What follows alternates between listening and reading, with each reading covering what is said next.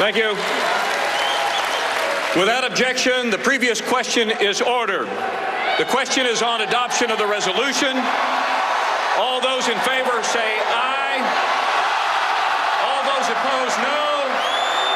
In the opinion of the chair, the ayes have it, and the resolution is agreed to.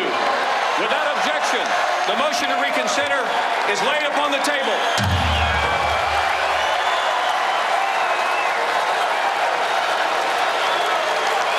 The chair now recognizes the delegate from the state of West Virginia. Wow, Steve. Of offering a resolution. This is incredible, Steve. They say the ayes have it on a voice vote. They're saying the ayes have it on a voice vote despite the signatures on the petitions that were submitted. What is this delegate saying? Immediate consideration. Resolve that the report of the They're calling for a roll call vote. Congressman, we're live on MSNBC. What do you have to say? Mr. Chairman, They should give us a roll call vote. I think they're making a motion right now. I am honored to yield to the co-chairs of the committee, Senator John Barrasso, Governor Mary Fallin, and Congresswoman Virginia Fox. I now have the honor of recognizing the chairman of the Platform Committee, United States Senator John Barrasso. So they've moved on, right? They've moved on? Have they moved on? They've moved on, Steve. They are not recognizing the petition. Congressman Buck, what do you have to say? Kendall, what do you have to say? Congressman, we're live on MSNBC. What do you have to say? Go ahead, Kendall. Kendall Unruh, leader of the Free the Delegate Stop Trump movement. They've completely ignored the petitions here. Well, are we surprised that they ignored the voice of the people that obviously were screaming and you said, you know what, let's keep this going. Go vote! They're continuing to protest here with a call of a roll call vote, Steve. This is unbelievable, especially if the required amount of petitions as required were submitted to the Secretary of the Convention. They're saying they were. They have showed us those petitions. I was in the process of showing you those petitions live on the air when they called for this voice vote, and the chairman at the time said he recognized the voice vote and said that the ayes have it. You heard it yourself. There were a lot of nays, but regardless of whether the ayes or the nays had it, based on the voice vote, they submitted petitions under the rules that were supposed to be recognized, and they were not.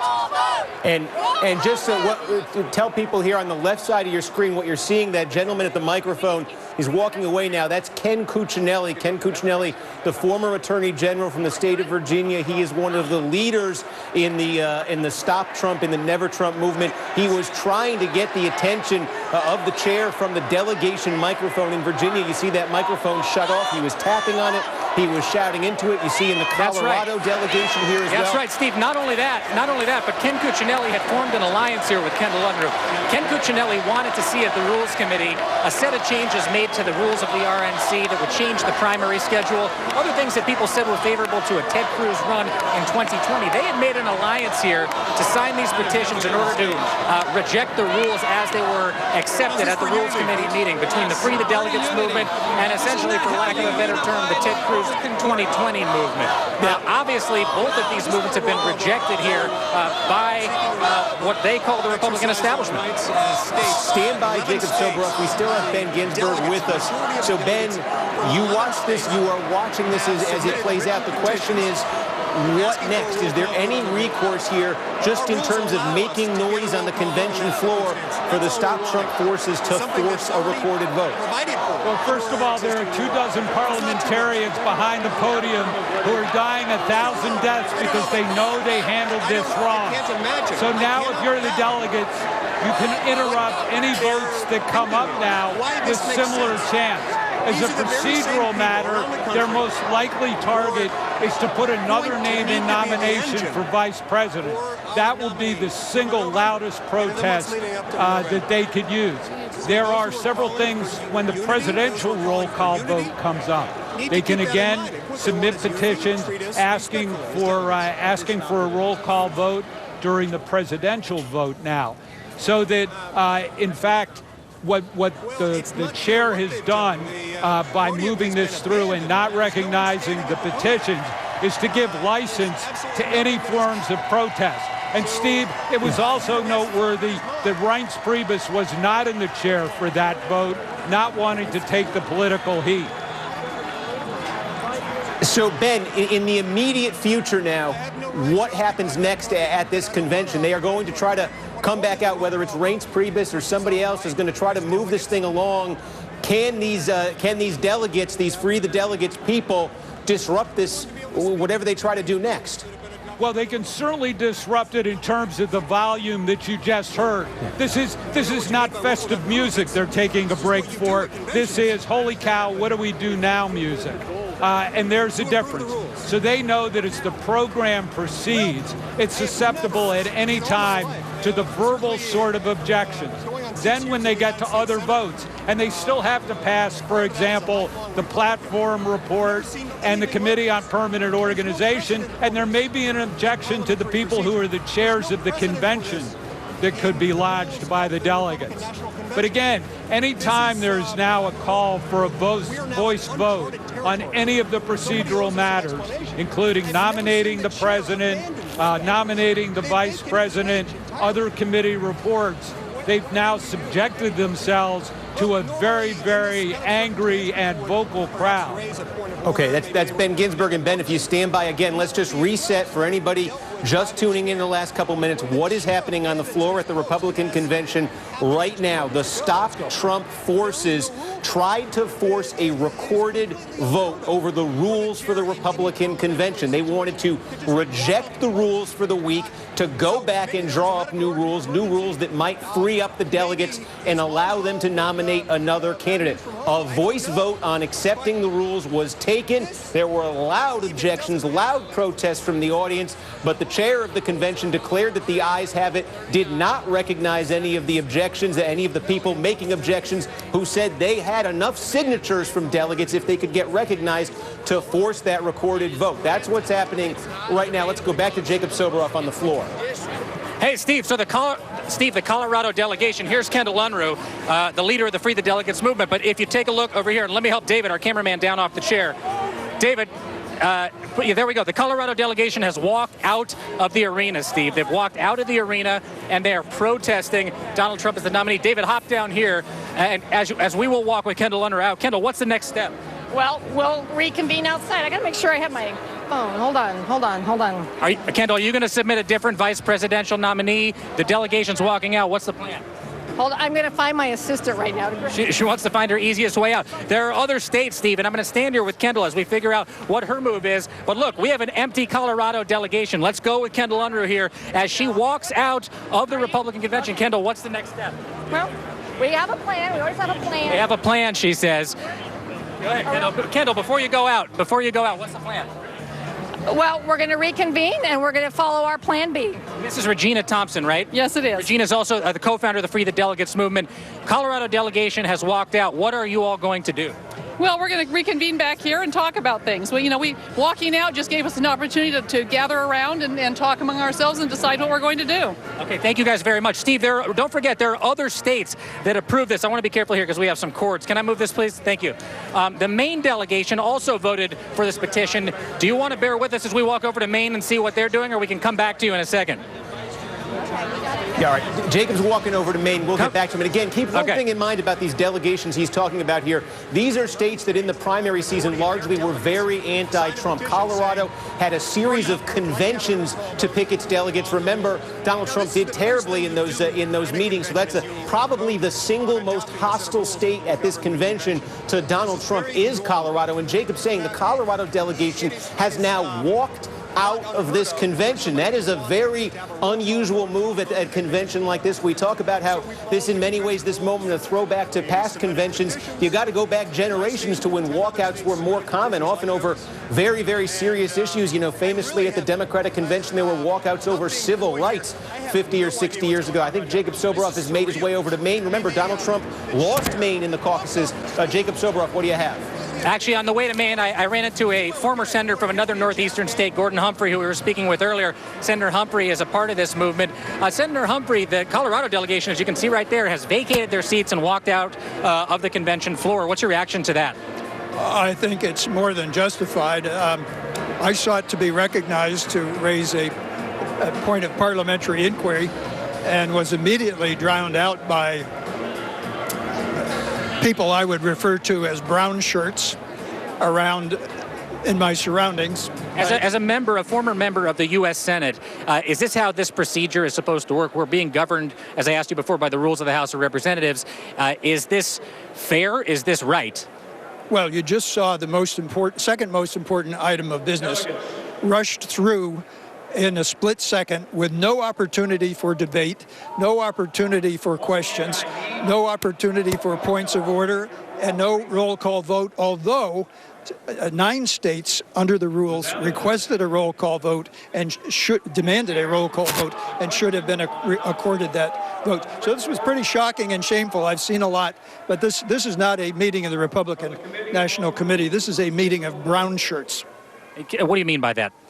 I mean people who act like fascists. They might not be fascists, but they act like fascists. They have the manners, or the lack of manners, of fascists. And in this respect, they are only too reflective of Donald Trump himself.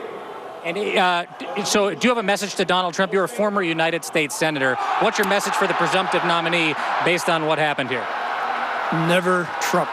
Never Trump. All right, Steve, we're going to continue over to the main delegation. Thank you, Senator Gordon Humphrey, former senator from New Hampshire. If you just bear with me, Steve, for 1 second. Yeah. The main delegation's right around. While you make your way over there, Jacob, while you make your way over there, and it looks like there's some more commotion here right now. That was Gordon Humphrey likening the process to a fascism there. Gordon Humphrey was a U.S. senator from New Hampshire from 1978 to 1990. He backed John Kasich in the primaries. Kelly O'Donnell is standing by in the Wisconsin delegation. Kelly, what do you have? All right, so this, of course, is home for Reince Priebus and House Speaker Paul Ryan, and so they don't want to see this happen. I have one of the delegates here, Scott Burlings. Can you tell me, do you even have a sense of what's unfolding here? Well, my understanding is it's about whether or not we need to have a roll call vote over the rules. And the rules, I think, essentially, it's with regards to whether some of the delegates could be unbound. Did you expect to have to be shouting with your fellow delegates from other states in this way? I think, frankly, it's not a big surprise. I mean, we know coming into the convention that there was a lot of contention with this still.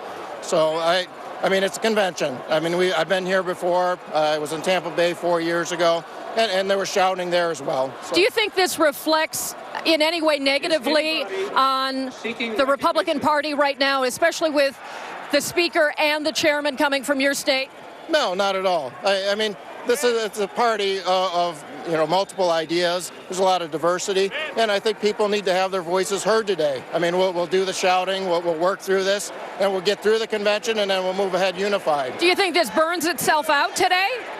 Maybe not necessarily today. I mean, it's been a very contentious primary, and we got to work through this. So it's going to take time, but I do think we will come together. Thank you so much for your time. So you get a sense here that everybody is sort of spontaneous at the moment. As we've walked through the crowd here, you've got people huddling together, trying to strategize. You have people checking their phones, not entirely clear on where things stand.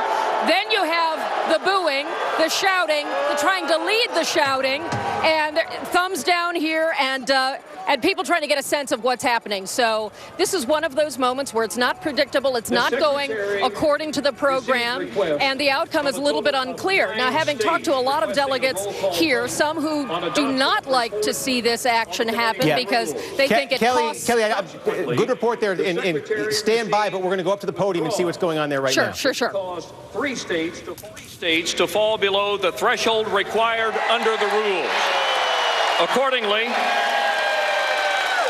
Accordingly, the chair has found insufficient support for the request for a record vote.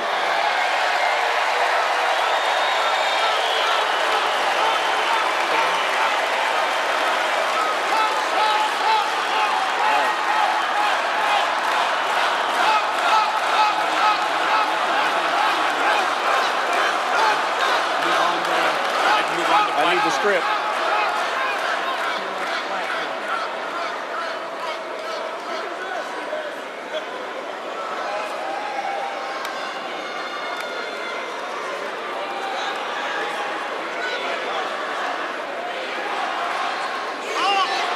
Okay, are they ready for the script?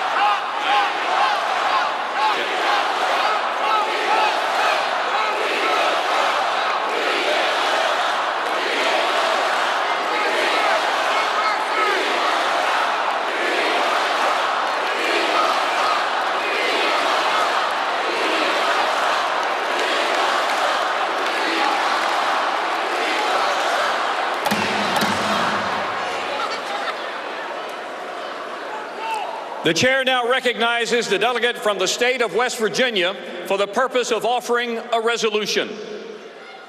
Mr. Chairman, I am Delegate Carter from West Virginia, offering the following resolution and ask for its immediate consideration. Resolved that the report of the committee on the platform be considered as adopted. Mr. Chairman, for the purposes of explaining the report only, I am honored to yield to the co-chairs of the committee, Senator John Barrasso, Governor Mary Fallon, and Congresswoman Virginia Fox. Thank you. I now have the honor of recognizing the chairman of the Platform Committee, United States Senator John Barrasso. What's happening here? The convention now, convention organizers trying to move forward with the rest of the agenda. Jacob Soboroff on the floor there. Take us through what just happened. If I understood that right, did they make a ruling on these petitions for a recorded vote? No, so Steve, what happened here is that the chair at the podium at the time said that people had withdrawn their signatures from the petitions as they had been submitted, meaning they didn't have enough states that got that required amount, half of the delegates, in order to reject the rules and have a roll call vote. Senator Mike Lee from Utah is here right now talking to reporters. I'm going to see if I can get in there.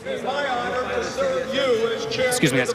Senator Lee, we're live on MSNBC. What's your reaction? I want to say first, I'd really like to know which states pulled out. It's also my understanding that there may have been either 10 or 11 states. They said there were 9 and 3 withdrew. If there were, in fact, 10 or 11 and 3 withdrew, then we still have met the threshold of 7 to be entitled to a roll call vote. We've been trying to raise a point of information to find out. Don't have an answer yet. What you're saying is you want to know what those 3 states are that withdrew. You think you still might have enough states that have gone to 50% in order to force a roll call? That's essentially correct, yeah. And what is your message to the RNC, to Donald Trump right now? I don't know. I'm taking this one step at a time. How do you feel? How do you feel? We are being ignored as delegates. I've never seen anything like this. The chairman of the convention walked off the stage, left it completely unattended for like 5 or 10 minutes. Never seen anything like that in my entire life. This is a very simple, standard garden variety procedural mechanism that we were employing to ask for a roll call vote. We don't regard that as unusual. It certainly isn't a good reason for the chair to abandon the podium for 10 minutes and then come back with a very brief explanation that doesn't answer any of the questions that we've got. So, a little frustrated. Do you think this is a deliberate effort to quash the Stop Trump movement? I have no idea. I can't speak for them. I don't know what's in their hearts, what's in their heads. What I do know is that I'd like my questions answered. Look, this is about the future of our party. This isn't just about this week or this year. This is about the future of the party. We want a party where people can now and in the future feel comfortable coming forward and making their arguments, where people can be heard. People are unheard in many contexts, in their jobs, at home. They don't come for hundreds or even thousands of miles to the Republican National Convention to be unheard here. We want this to be a robust party that celebrates, that welcomes its grassroots activists, rather than shunning them, rather than telling them that their vote doesn't matter, rather than telling them that they don't really have a say in the rules of their convention. Last question. Senator Gordon Humphrey, who I just saw on the other side of the floor, called these fascist-style tactics. Do you agree with him? I'm not sure what he's talking about. He speaks for himself. I speak for myself. Right, thank you, Senator Mike Lee of Utah. I appreciate that. Steve Kornacki, again, frustration, confusion from the senator from Utah. Again, a Ted Cruz supporter, somebody who was part of one of these efforts. Right. Extraordinary thing to see. Okay, and let's just reset for everyone to be absolutely clear what just happened here. So the rules were put up for a vote. The rules for the convention were put up for a vote.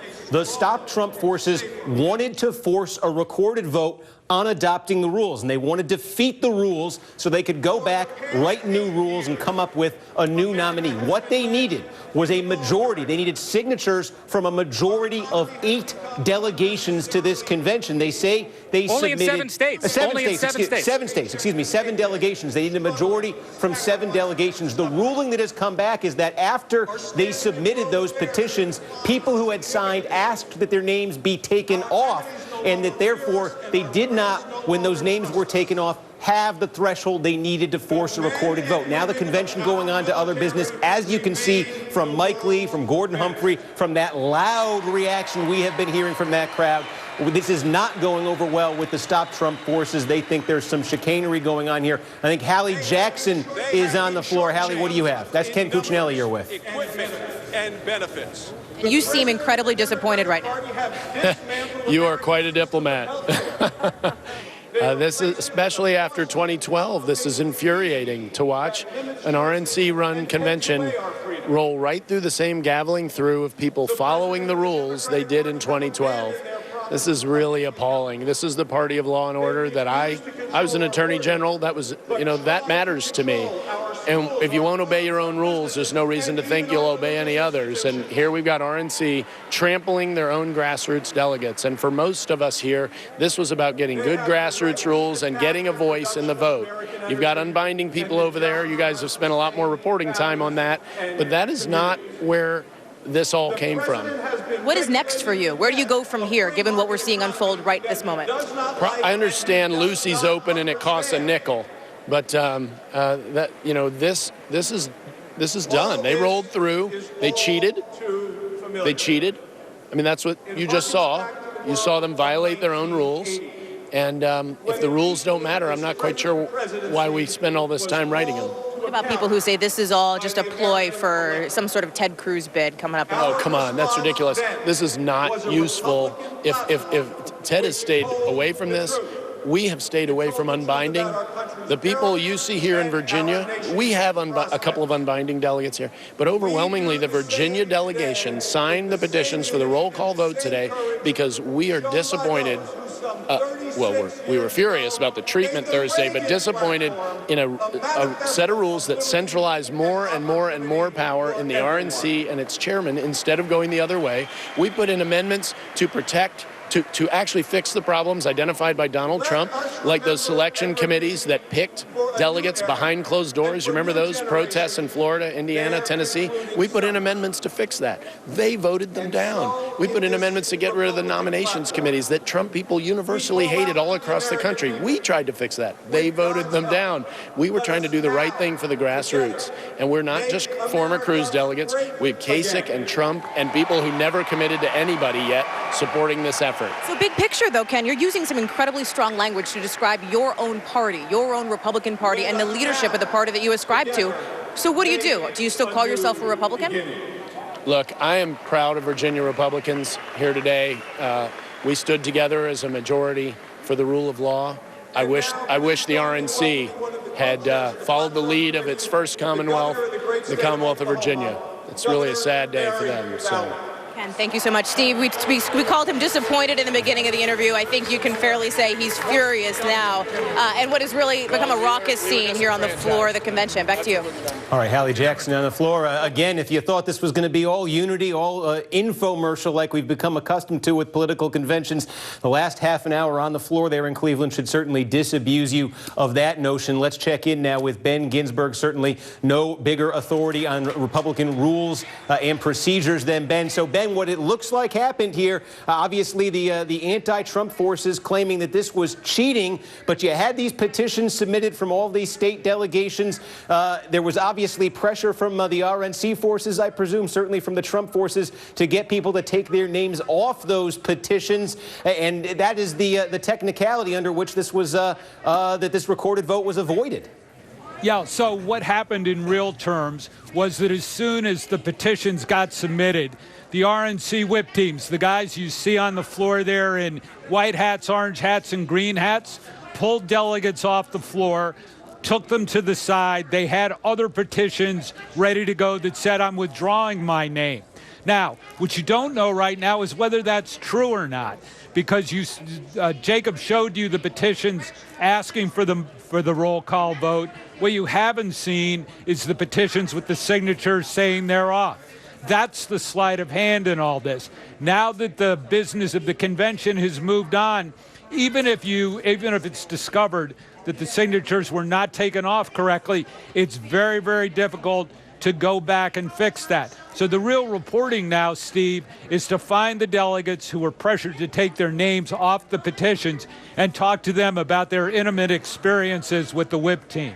Hey, and Ben, you were alluding to this earlier. There was a lot of commotion behind you. I'm not sure how many people heard it. So let's revisit this issue then of where the Stop Trump forces go right now. Obviously, they are very upset. You hear the rhetoric there. Ken Cuccinelli saying the party cheated here in shooting down their try to get a recorded vote here. You had Gordon Humphrey invoking the term fascism. You said one option here going forward to disrupt this convention, if that's the route they want to go right now, would be to force a contested vote on the vice presidential nomination. Right. So there's the street theater part, and then there's the rule part. The street theater part is yelling very loudly at inopportune moments that throw off the program. The rules part are things like when the presidential vote comes up, delegates can try and abstain. That's another procedural move that will run into a difficult condition for the chair. So just like the Colorado delegation walked out at this point, they could just as well walk out and abstain from the vote.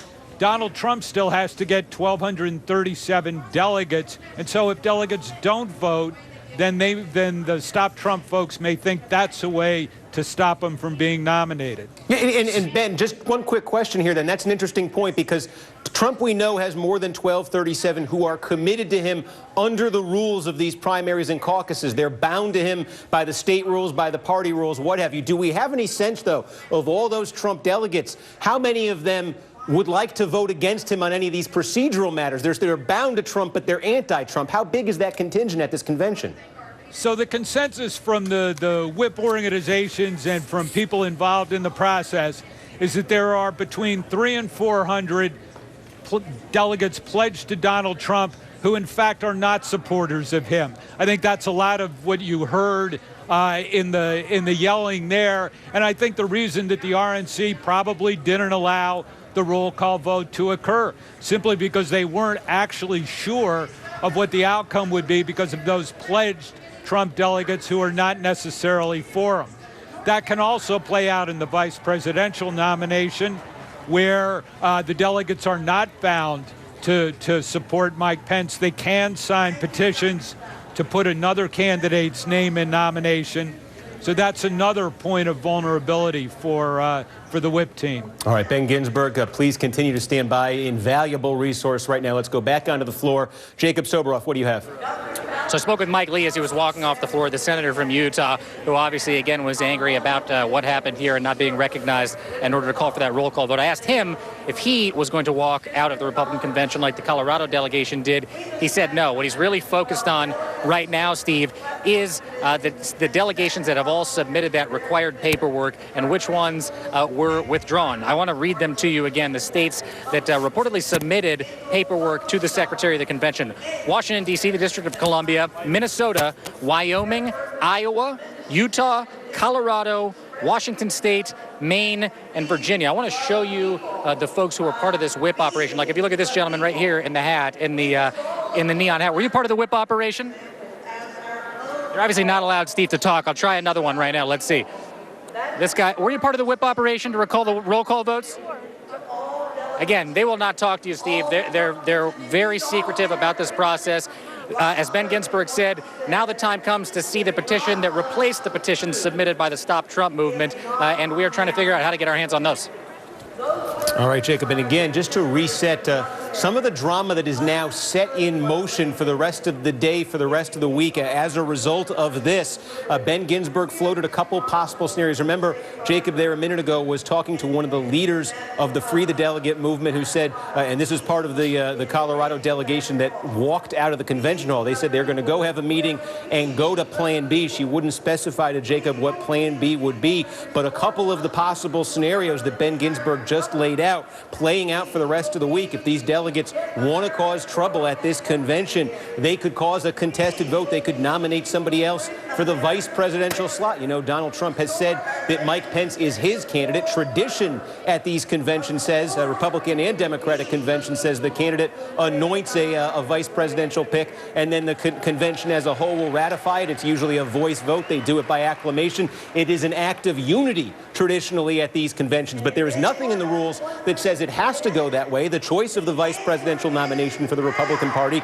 is ultimately a choice that the delegates get to make. So these delegates, if they want, they could cause trouble that way. Another scenario that was floated there by Ben Ginsburg is they could simply boycott the vote on Donald Trump as the presidential nominee. They could walk out of the hall. And the question there is how many delegates who are bound to Donald Trump but are also at the same time anti-Donald Trump. These are people who want to be freed up. How many would walk out? If that were the case, that could certainly cause headaches for them as well. Those are just two scenarios. Let me bring in now